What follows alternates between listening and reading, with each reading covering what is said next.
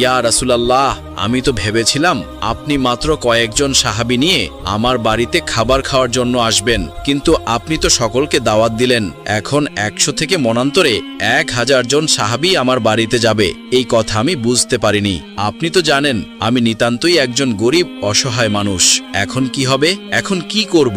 তখন বিশ্বনবী হযরত মুহাম্মদ সাল্লাল্লাহু আলাইহি সাল্লাম জাবের রাদিয়াল্লাহু তাআলা আনহুকে বললেন, হে জাবের, খানার বরকত দান করেন আল্লাহ, তুমি কোনো চিন্তা করো না, তুমি গৃহে ফিরে যাও এবং খানার আয়োজন করো। আর একটা কথা শোনো, তুমি আমাদের খাওয়ানোর জন্য কি আয়োজন করতে চাও? তখন জাবের রাদিয়াল্লাহু তাআলা আনহু বললেন, ঘরে সামান্য পরিমাণ জব আছে আর আমাদের একটি বকরির বাচ্চা আছে, সেগুলো আপনাকে খাওয়াতে চাই। তখন রাসূল সাল্লাল্লাহু আলাইহি সাল্লাম বললেন, তুমি যখন গোশত রান্না করবে তখন রান্না করার হাঁড়ির ঢাকনা দিয়ে ঢেকে রাখবে এবং রুটির খামি তৈরি করে একটি পাত্রের মধ্যে ঢাকনা দিয়ে ঢেকে রেখে দিও।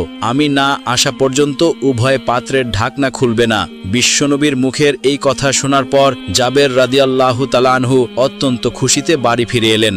আল্লাহর রাসূল দাওয়াত কবুল করেছেন, এই খুশির খবরটা তার বিবিকে জানাতে হবে। এই খবর বিবিকে জানানোর পর বিবি শুনে খুব খুশি হলেন। এদিকে জাবের রাদিয়াল্লাহু তাআলা আনহুর দুটি ছেলে সন্তান ছিল, যার মধ্যে বড় ছেলের নাম আব্দুল্লাহ, তার বয়স 8-9 বৎসর হবে।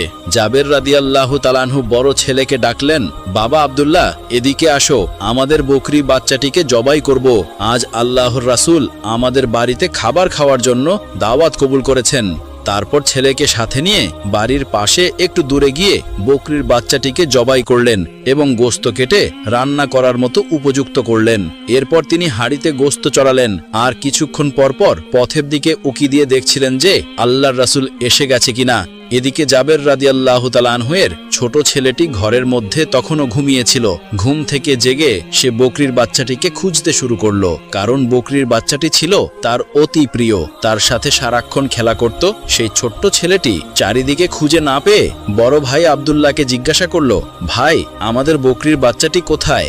বাচ্চাটিকে তো আমি কোথাও খুঁজে পাচ্ছি না। তখন বড় ভাই আব্দুল্লাহ বলল, তুমি তো ঘুমিয়েছিলে, তাই তুমি জানো না। আব্বাজান আজ আমাদের বকরির বাচ্চাটিকে জবাই করে দিয়েছে। তখন ছোট ভাইটি বলল, ভাই, কোথায় জবাই করেছে, আমাকে একটু দেখাও। এরপর বড় ভাই আব্দুল্লাহ ছোট ভাইকে সাথে নিয়ে সেই জায়গায় চলে গেল যেখানে বকরির বাচ্চাটিকে জবাই করা হয়েছিল। তখন ছোট ভাই বড় ভাইকে বলল, কিভাবে জবাই করেছে আমাকে একটু দেখাও। আব্দুল্লাহ তখন বলল, তুমি দেখবে, তাহলে এখানে শুয়ে পড়ো। ছোট্ট শিশুটির বয়স 2-3 বছর হবে আর আব্দুল্লাহর বয়স 8-9 বছর হবে। দুজনেই তখন অবুঝ ছিল। বড় ভাই আব্দুল্লাহর কথা মতো ছোট ভাই শুয়ে পড়ল। যখন ছোট ভাই সেখানে শুয়ে পড়ল তখন অবুঝ আব্দুল্লাহ ছোট ভাইয়ের গলায় সজোরে